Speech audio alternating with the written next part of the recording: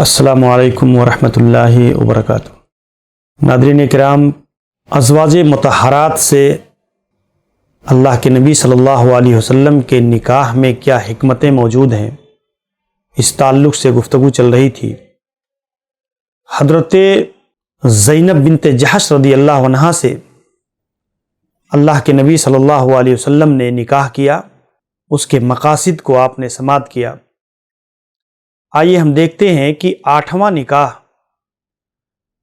اللہ کے رسول صلی اللہ علیہ وسلم نے ام المومنین جویریہ بنت حارث رضی اللہ عنہا سے کیا۔ سیدہ جویریہ کا اصل نام برہ تھا، اللہ کے نبی صلی اللہ علیہ وسلم نے بدل کر کے ان کا نام جویریہ رکھا۔ آپ کے والد حارث بنو مستلق کے سردار تھے، اور بنو مستلق کا پورا قبیلہ رہزنوں کا تھا، قاتلوں کا تھا، لڑائی جھگڑا کرنے والوں کا تھا۔ جویریہ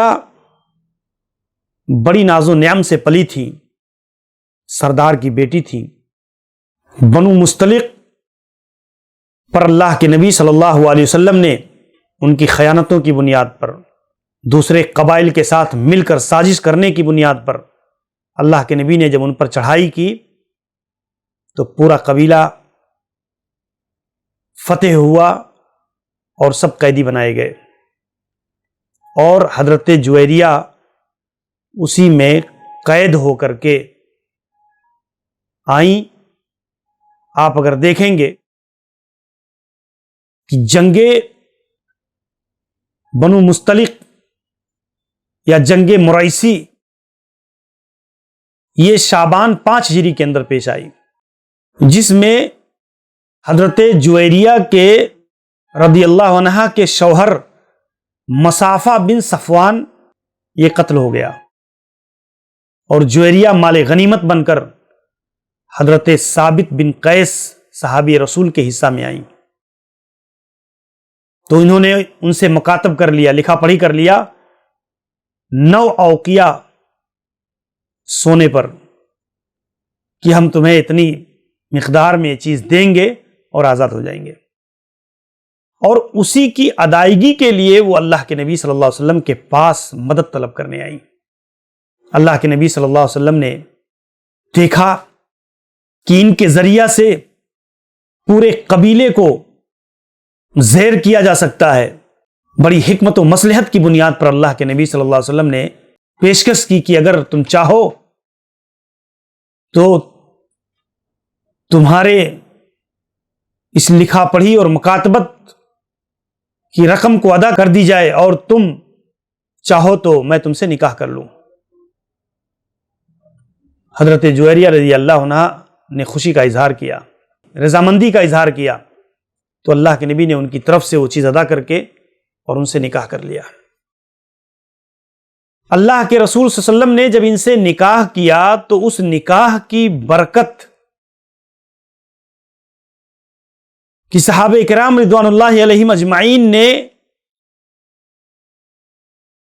پورے قبیلے بنو مستلق کو، جو تقریباً 100 گھروں سے زائد پر مشتمل تھا، یہ سب کے سب قیدی بنا لیے گئے تھے اور صحابہ میں تقسیم کر دیے گئے تھے۔ صحابہ کرام نے کہا کہ اللہ کے نبی نے اس قبیلے کی بیٹی سے شادی کر لیا، اس لیے یہ سب کے سب اللہ کے نبی صلی اللہ علیہ وسلم کے سسرالی رشتہ دار ہو گئے ہیں، اور ہم صحابہ کرام اللہ کے نبی کے سسرالیوں کو قیدی بنا کر رکھنا پسند نہیں کریں گے۔ صحابہ کرام نے خوشدلی کے ساتھ سب کو آزاد کر دیا، اور اس آزادی کا نتیجہ یہ ہوا کہ سارے لوگوں نے اس احسان کی بنیاد پر اپنے سابقہ مذہب کو چھوڑ کر اسلام کو قبول کر لیا۔ آپ دیکھیں کہ اللہ کے نبی صلی اللہ علیہ وسلم کے پاس حارث اپنے اونٹوں کو لیے ہوئے ساز و سامان کو لے کر کے آئے اور کہا کہ اللہ کے نبی آپ میری بیٹی کو آزاد کر دیں۔ اللہ کے نبی صلی اللہ علیہ وسلم نے ان کے اونٹ جو انہوں نے پہلے چھپا دیے تھے مکہ کے باہری علاقوں میں تاکہ واپس ہو جاؤں گا میں اس سے، اللہ کے نبی نے جب اس کی خبر دی تو اتنا متاثر ہوئے کہ انہوں نے اسلام قبول کر لیا، اور جب انہیں پتا چلا کہ میری بیٹی اللہ کے نبی کی زوجیت میں ہے، انہیں بڑی خوشی ہوئی، اور اس حیثیت سے پورا کا پورا قبیلہ حضرت جویریہ رضی اللہ عنہا سے نکاح کی بنیاد پر پورا قبیلہ جو ہے اللہ کے نبی صلی اللہ علیہ وسلم کے دین میں داخل ہو گیا۔ یہ ایک سیاسی مقصد کے تحت اللہ کے نبی صلی اللہ علیہ وسلم نے ان سے نکاح کیا تھا، اور یہ اسلام کی خدمت میں، دین کی اشاعت میں بڑی بابرکت خاتون ثابت ہوئی۔ اگر آپ ان کے مرویات کو، ان کی خدمات کو دیکھیں، حضرت جویریہ رضی اللہ عنہا ہی اس مشہور حدیث کی راویہ ہیں کہ جس میں آپ دیکھیں اللہ کے نبی صلی اللہ علیہ وسلم صبح صبح جب نکلے فجر بعد، تو آپ نے دیکھا کہ حضرت جویریہ عبادت میں مشغول ہیں، ذکر میں مشغول ہیں، اپنی جگہ پر مصلی پر بیٹھی ہوئی ہیں، اور کافی دیر کے بعد اللہ کے نبی جب گھر واپس آئے تو دیکھا حضرت جویریہ وہیں بیٹھی ہوئی ہیں، ذکر کر رہی ہیں۔ اللہ کے نبی صلی اللہ علیہ وسلم نے ان سے پوچھا کہ میرے یہاں سے جانے کے بعد سے ابھی تک ایسے ہی بیٹھی ہو؟ انہوں نے کہا اللہ کے نبی۔ تو اللہ کے نبی صلی اللہ علیہ وسلم نے انہیں کہا لقد قلت بعدک اربع کلمات، کہ میں نے تمہارے پاس سے نکلنے کے بعد صرف 4 کلمے 3 بار ایسے کہے ہیں کہ لو وزنت بما قلت منذ اليوم لوزنتهن، کہ وہ کلمے اتنی دیر سے جو تم اذکار کر رہی ہو اس کے بالمقابل اگر وزن کیا جائے ان کلموں کو تو یہ وزنی ثابت ہوں گے تمہارے۔ آپ غور کریں، اور اللہ کے نبی صلی اللہ علیہ وسلم نے بتلایا سبحان اللہ وبحمدہ عدد خلقہ ورضا نفسہ وزنۃ عرشہ ومداد کلماتہ۔ یہ وہ بہت ہی پیارا ذکر ہے، ذکر کے کلمات ہیں جس کی راویہ حضرت جویریہ رضی اللہ عنہا ہے۔ گویا اس خاتون سے امت کو ذکر و اذکار کی یہ بہترین دعا میسر ہوئی، اور ایسے کتنی خدمات ہیں ان کی۔ آپ دیکھیں یہ بڑی عابدہ زاہدہ خاتون تھی، ایک بار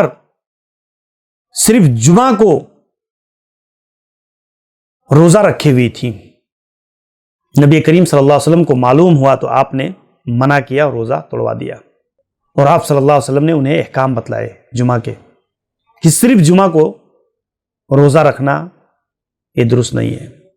انہوں نے بھی بڑی لمبی عمر پائی، 56 ہجری میں وفات ہوئی، 65 سال کی عمر ملی۔ مدینہ کے گورنر مروان بن حکم نے نماز جنازہ پڑھائی۔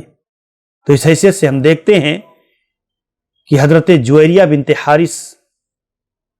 کے ایمان کے نتیجے میں، جوزیت میں آنے کے نتیجے میں پورے کے پورے قبیلہ کو، اسی لیے حضرت عائشہ رضی اللہ عنہا کہتی تھی کہ حضرت جویریہ یہ اپنی قوم کے لیے بڑی بابرکت والی خاتون ہے، کہ ان سے انہیں دین کی، ایمان کی دولت میسر ہوئی۔ بہرحال اللہ تبارک و تعالی اس بنیادی حکمت کو ہم سب کو سمجھنے کی اللہ ہمیں توفیق عنایت فرمائے۔ السلام علیکم ورحمۃ اللہ وبرکاتہ۔